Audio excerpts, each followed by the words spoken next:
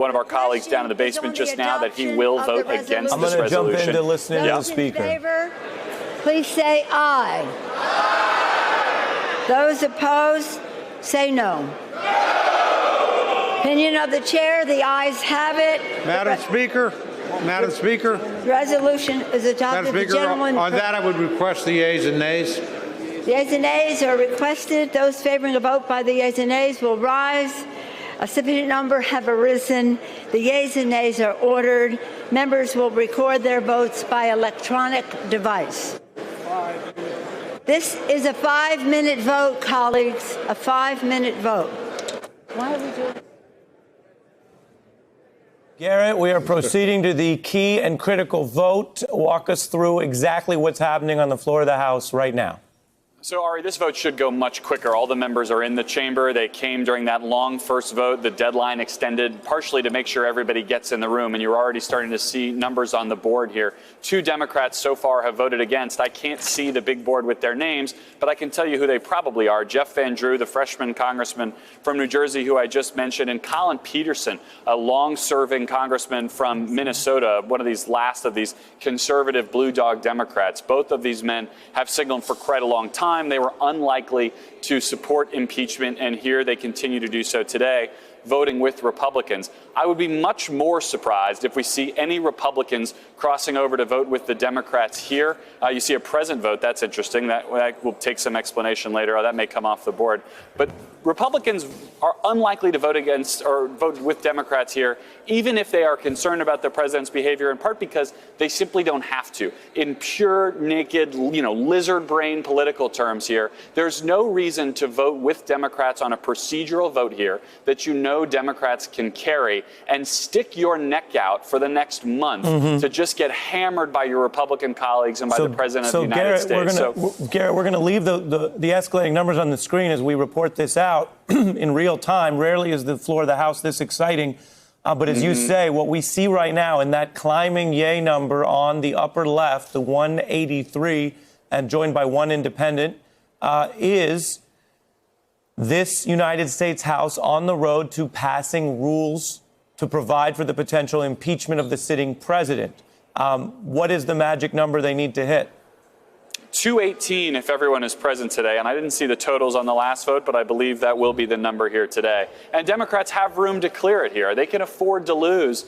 A half dozen or more would not be politically problematic for them at all. If you start to lose more than that, you're having a slightly different conversation about how united the party is. But it doesn't look like they're in any danger of that, at least so far. You saw those 2 nays pop up very quickly. If there are other wavering members on the floor, I suspect they are being spoken to in hushed tones on the floor as we speak by the members of the whip teams from these parties. But look, this is part of the case that Nancy Pelosi made when she came out to run for speaker again, that she is a master vote counter. They are not going to make mistakes in terms of knowing they have the votes to carry this. Yeah, I saw that Republican vote pop up and come down very quickly here again. I expect the Republicans to be in lockstep on this as we approach that magic number.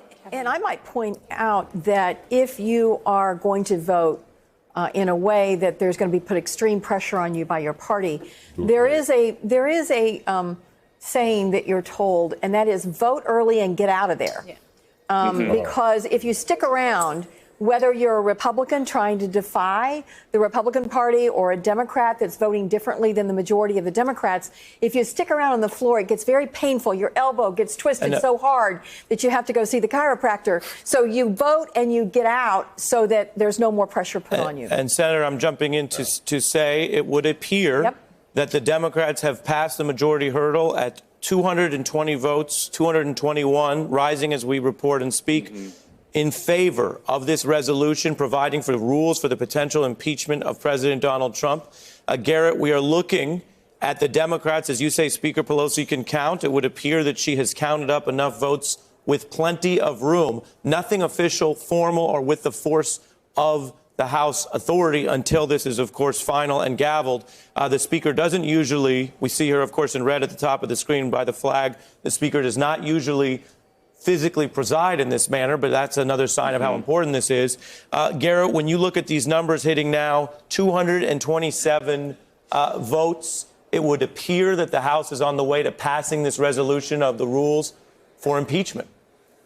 That's exactly right. And while we always caution not to, get ahead of ourselves until these votes are called, you're operating with a pretty healthy margin here, and you're not seeing really any party crossover beyond the two Democrats voting with Republicans who we suggested earlier. This speaks to the partisan nature of this, and I think both parties will use these vote totals as talking points here. Democrats pointing to what will be a pretty strong majority here, keeping almost all of their members home to vote in favor. And Republicans will turn right around and say this is a partisan exercise, that there were no Republicans, at least appears, with still 3 not voting, to cross over and support Democrats on this issue. So in their partisan lanes going forward. And as I said earlier, no one is making on this vote, no one is making it in the way that it needs to be done, the argument towards patriotism, country over party, and so forth. It's very easy for Republican members in particular to shrug that off here, given that this is a procedural vote. And there's really not a lot of political upside to spending the next month defending a procedural vote being made here to start this process. But now, as we're above 232 votes, this is well beyond the margin for error for Democrats here. How does the House floor look to you as they've just finished the time, and we'll jump in the moment we hear the Speaker preside? Does it look any busier, different, more intense to you on this historic vote? Members sticking around. The galleries were packed as we got towards the start of this vote. A lot of staff present. There was, again, that feeling that this was a momentous day, a feeling of some importance here, not a normal everyday vote. But to Senator McCaskill's point here, there's another 6 votes in this series. So for folks trying to avoid that uncomfortable moment here, should they cross party lines, they've got other things to vote on before they can head for the exits. And it does not appear that anyone is doing so, at least not yet. We see the Speaker consulting there with the House staff and stepping towards what looks like she's stepping towards the microphone and the gavel. Let's listen in to this moment here on the House floor with a majority of votes.